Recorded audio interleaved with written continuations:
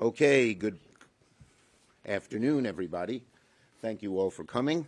So last night, reports came out that President Trump is preparing to sign an executive order to abolish the Department of Education. Now, of course, the White House has tried to start walking it back. But let's be honest. There is no secret that they're aiming to abolish the Department of Education. They said so. Here's what Donald Trump said last month. Quote, "I'd like it to be closed immediately." So they're not backing off. We'll just, they're erratic as usual, but this is part of his campaign. It's part of what McMahon stood for, and we believe that they're trying to make it happen. This would be, if it happens, one of the most destructive and devastating steps that Donald Trump has ever taken. Who's going to be the victim? Americans' kids, America's school children.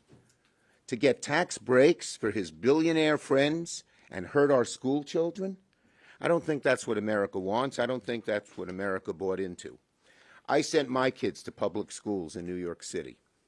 Public schools are the bedrock of our country. I went to public schools. In fact...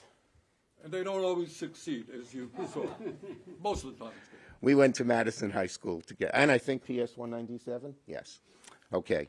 But in any case, the 90% of Americans, 90% of students in the United States attend public schools.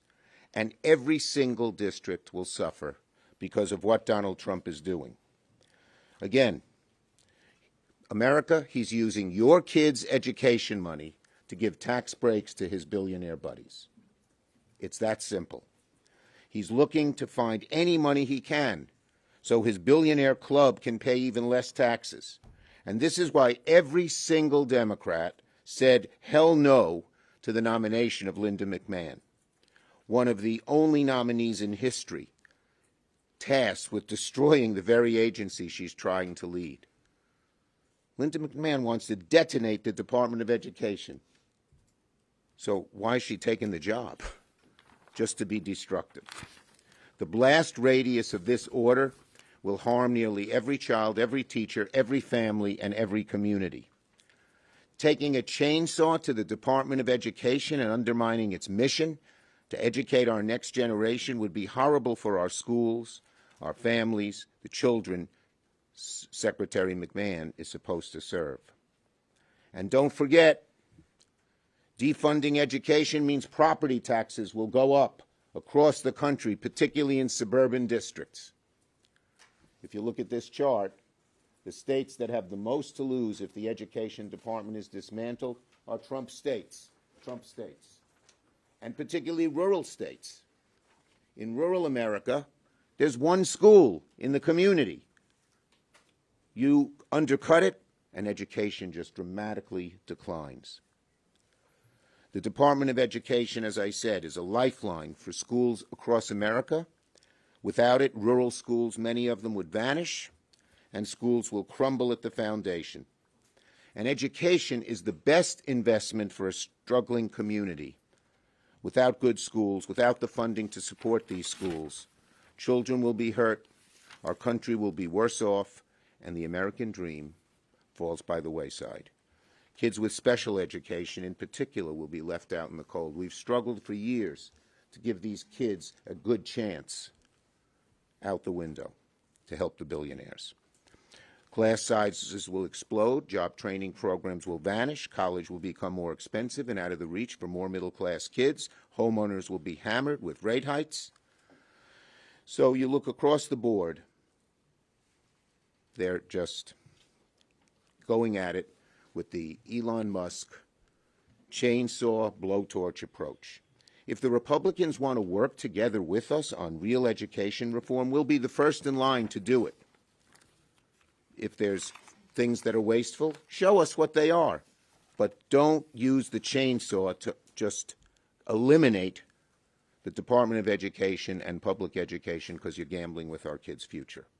Democrats will fight this awful decision every step of the way. Senator Sanders. Thank you very much. Thank you, Chuck. Elon Musk, the wealthiest person on earth, at the behest of President Trump, is now on the warpath against the working families of our country. Saving money by dismantling the Department of Education, which, by the way, is illegal and unconstitutional, so that the billionaire class can receive huge tax breaks, is terrible public policy and morally reprehensible. Mr. Musk, who is worth some $400 billion, and his fellow billionaires do not have to worry about the quality of public education because they send their kids and grandchildren to fancy private schools. So what happens to public education is not of great concern to them. But for the working class of this country, high-quality public education is an imperative if their kids are going to do well in life. And the cutting of funding for 26 million low-income and working-class students, many of whom are in rural states like Vermont, will be a disaster. Mr. Musk and his fellow billionaires don't have to worry about the high cost of college because they can afford to get their kids into any college they want. But that is not the case for the 7 million working-class families who depend on Pell Grants to get a higher education. Years ago, parents who had disabilities had no decent option as to how to do well by their kids. We have made progress in that area over the years. But if Mr. Musk gets his way, 7.5 million kids with disabilities may be unable to receive the services they need in a high-quality public education. What happens to those children?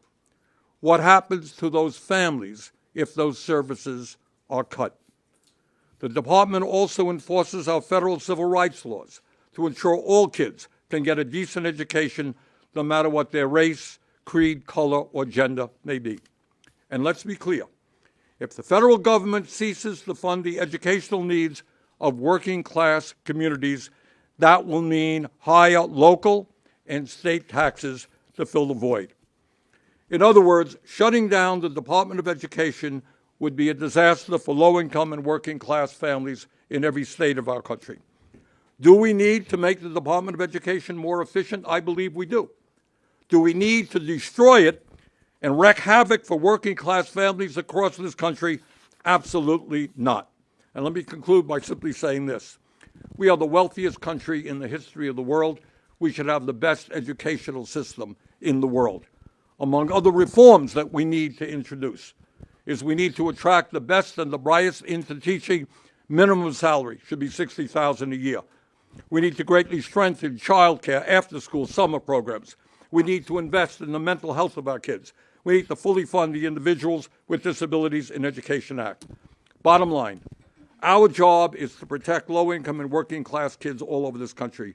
It is not to give huge tax breaks to the billionaire class and the oligarchs. The American people must stand up and tell Trump and Musk, we must not dismantle the Department of Education. Thank you. Thank you, Bernie. Senator Murray, former chair of the Health Committee, now ranking member of Appropriations. Thank you very much. Well, let's be clear. We may not know when, but we absolutely do know Trump is preparing to ask the Department of Education to slam every door they can in the face of our students. And let's not pretend for one single second we think he's serious about doing so while following the law, because the very premise of his plan, shuttering the Department of Education, fundamentally goes against the bipartisan laws we have passed, established, and funded. And it goes against a very basic principle in this country. We put our kids first. We do everything we can to set them up for success, that our future depends on whether our kids get the support they need to grow and thrive. And it doesn't take a former teacher to tell you how obliterating the Department of Education hurts students. I think even a preschooler could tell you this is a terrible, terrible idea. Trump and Elon Musk want to do to the Department of Education what they did to USAID. They don't care what they can legally do. They will act first and not care about the consequences.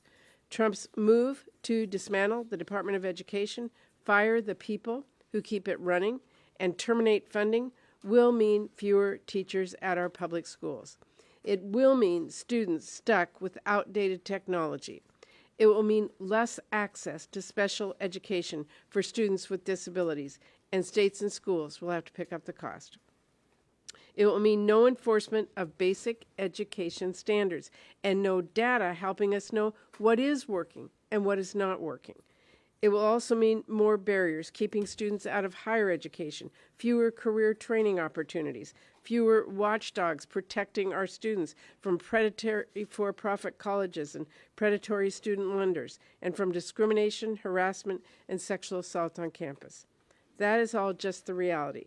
Get ready for the disinformation now, because you can bet when they realize how painful and unpopular this is, they're going to try and pretend everything is roses. They will say, oh, this won't go away. Oh, we'll just move this somewhere else, as if we haven't already seen how they operate, with as much chaos and pain and damage as they can inflict. We know that playbook. We are seeing it everywhere. And as we saw from Trump last time, just because a program won't disappear doesn't mean it will still work. In Trump's first term, he didn't abolish public student loan forgiveness. That's also written in federal law. But he broke it so badly as he possibly could, to the point where 99% of applications were rejected. So how is that functionally any different? That's what Trump and Musk and McMahon are planning to do to the entire department. They're going to break it up into pieces and then break the pieces. Trump and Musk don't know what it's like to count on their local public school having the resources to make sure their kids get a great education. They don't know why Pell Grants are so important, and they don't care to learn why. They want to break the department, break our government, and enrich themselves. However, we are not going to let the department and the programs it supports for our kids go down without a fight. I first got into politics many years ago to save an education program. I was told I couldn't make a difference because I was just a mom in tennis shoes. Well, here's the thing. There are a heck of a lot of moms and dads in tennis shoes out there, and they do not play when it comes to their kids' future. I saved that program back then by getting moms and dads to join with me, speak up and say, wait, our kids come first. And we're going to fight for our students, for our teachers, and the schools the same way, by getting moms and dads and students too to speak up, by making clear this is not some program you play politics with. This is about our kids.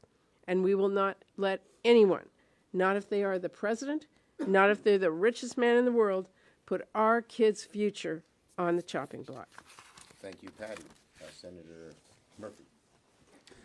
Thanks, Chuck, for gathering us here today. So nobody wants this. Nobody in America wants the destruction of public education. The plan to eliminate the Department of Education is wildly unpopular in this country, except with a handful of people on the fringy right. So the question is, why are they doing it? Listen, I think Bernie's point is really important, right? Billionaires do not need public schools. Billionaires don't understand the magic that happens in public schools. The billionaires that are in charge of our government right now send their kids to the most elite private schools, and if every public school disappears in this country, they will still be able to get their kids an education. And it's consistent with the entire way that they are approaching the first 6 months of this administration. Billionaires don't need Medicaid. So to them, it doesn't matter if Medicaid disappears and rural hospitals close and addiction treatment centers shutter their doors, because the billionaires will still get their health care. They talk about Social Security being a Ponzi scheme. They're shutting down Social Security offices around the country because they don't need Social Security. They're billionaires. They're never going to need a Social Security check like millions of American seniors do in order to put food on the table. So the billionaire mindset is just different than ordinary average Americans. And that's why to them, public education doesn't matter. But to Senator Schumer's point, here's the other reason why. All that matters right now is the billionaire and corporate tax cut. All that matters is hoarding as much money, stealing as much money from middle class and poor families in this country so that they can pass that money along to the billionaires, the millionaires, and the corporations. Everything that they are doing is about making sure that they shrink the parts of government that help regular people so that they can pass along more benefit and more help to their billionaire friends. But then here's the last piece of the story of why. The billionaire class, the corporate class, the private equity class, they are sick to death that they don't have their hands inside the Department of Education Treasury, that they can't get their hands on our schools like they've gotten their hands into our healthcare system and into every other aspect of our economy. What they want to do is to sell off our public schools to the highest bidder. Right? The voucher program that they're talking about, that they will be more easily able to implement if the Department of Education is gone, is really about just making it easier for the billionaire and corporate class to be able to buy up our schools so that they can make money off of it like they make money off of the Medicare program, like they make money off of so many other aspects of our government. So if the Department of Education closes, it's going to hurt millions of families in this country. It's just going to enable the theft of resources from regular families to pad the pockets of the billionaires. But it is also likely to result in you waking up one day and finding out that your local elementary school that your kids go to is owned by a private equity firm on the other side of the country and is being run for profit instead of being run for the education of your kids.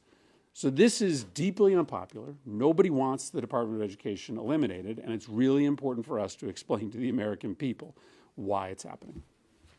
Senator Peters. Thank you, Senator. Well, this is a very personal issue for me. I'm the son of a public school teacher. I'm the product of the public schools. My children all went to the public schools as well. And as my colleagues highlighted today, the Department of Education plays a critical role in student success, from providing IDEA grants to support students with disabilities, to Perkins grants to support career and technical education, and Pell grants to make sure that Americans can go to college. Dismantling the Department of Education is also going to just absolutely open up the floodgates for this administration to privatize education, as Senator Murphy said. And funding that is taken away from public education, we know where that money is going to go. It's going to give tax breaks to billionaires. Newly appointed Secretary McMahon and Republicans in the past have tried to sell some of this program as school choice, but it's basically a voucher program, as Senator Murphy mentioned, which gives private schools private schools will then have the ability to handpick students and close their doors to everybody else. We've already seen this private school voucher program in many states, and we'll talk a little bit about Michigan, where Republicans were led by former Education Secretary Betsy DeVos when she attempted to direct taxpayer dollars away from public schools. Vouchers in Michigan is overwhelmingly unpopular and was overwhelmingly rejected at the ballot. Republicans then in the Michigan State House later tried to slash public funds for public schools, to provide tax credits for private schools. Over $50 million diverted away in that effort, and voters once again overwhelmingly rejected that attempt just a couple of years ago. Meanwhile, as Senator Murphy said as well, this is unpopular. 68% of Americans want to boost public education funding and give our kids the education and career opportunities that they deserve. That is an overwhelming majority. Under this executive order, which we don't know when will come, but will likely come soon, it would not only eliminate federal resources for public education, but would also put more power into private schools to make decisions as to who gets education and who doesn't. We all know that these private institutions are going to privatize the bottom line. The needs of student education is to make sure that all students, no matter who they are, no matter where they live, regardless of their economic status, that they have access to quality education and an opportunity to be successful in life. I would urge my Republican colleagues to join us in this effort to make sure that we do everything we can to protect public education, the Department of Education, and give every student the opportunity to be successful. Thank you, Gary. Questions on this subject? Mr. Leader, would Democrats, we've heard a number, obviously the Department of Education is something that you've dedicated this entire press conference to. The slashing of government agencies, we know Democratic lawmakers want to maybe put some constraints on things like this needing congressional approval, and they want to tie that to government spending in this latest continuing resolution. Would that be worth, would those Doge cuts be worth shutting down the government over, as some of your Look. colleagues say that they would? The bottom line is Democrats are working to avoid a shutdown. If there's a shutdown, it's on the Republicans' back. They have yet given us their proposal. Yes. Leader Schumer, your Democratic constituents are hoping to hear more from their elected leaders. Obviously, Republicans are in control of the government, but can you do anything else but message on these issues? Yes. Look at lawsuits. Just yesterday, many NIH, the cuts to NIH were rejected. We have filed over 100 lawsuits working with the AGs and working with independent groups. We have won 87% of them. We also intend to work on legislation. I had a call with, I thought it would be 500 activists. 3,000 got on the phone. And we are focusing in all of our states on the Republican congressmen and senators voting for the things that will be so unpopular. And we're going to get a chance to have them vote on it in reconciliation. Yes. Have you heard any concerns from constituents about how these cuts could affect other programs like school lunches, Head Start? Yeah, people, if you use this blowtorch to the Department of Education and eliminate it, kids are going to go hungry. They're not going to be, I don't know where they're going to get their breakfast, where they're going to get their lunches. The schools are going to be so hard pressed. And a lot of these programs are part of the Department of Education as well as, of course, the Department of Agriculture. Yeah, Senator Schumer, up until yesterday, all the plans were to impound spending that had been approved by Congress and just ignore the Economic Control Act and sort of fight it out in the courts. Yesterday, Republican senators started pushing back on Musk and saying, hey, send us a decisions package that can bypass a filibuster here in the Senate. Wondering if you think that that is the appropriate way for them to actually try to cut spending, and are you looking forward to those votes? Look, first, we're having many ways to get votes, including reconciliation. Second, these programs are so what the Trump has proposed, whether it's tariffs or Social Security or Medicaid or tax breaks for billionaires, is so unpopular with the American people that the Republicans are ducking and trying to bob and weave and say, well, maybe we're for it, maybe we're not, maybe do it this way, maybe do it that way. Just the classic example. Don't have a town hall meeting, the Republican leaders told the Republican congressmen, because they're so unpopular. Day by day, the Trump-Musk Doge program becomes more and more unpopular with the American people. The more they see it, the less they like it. Thank you.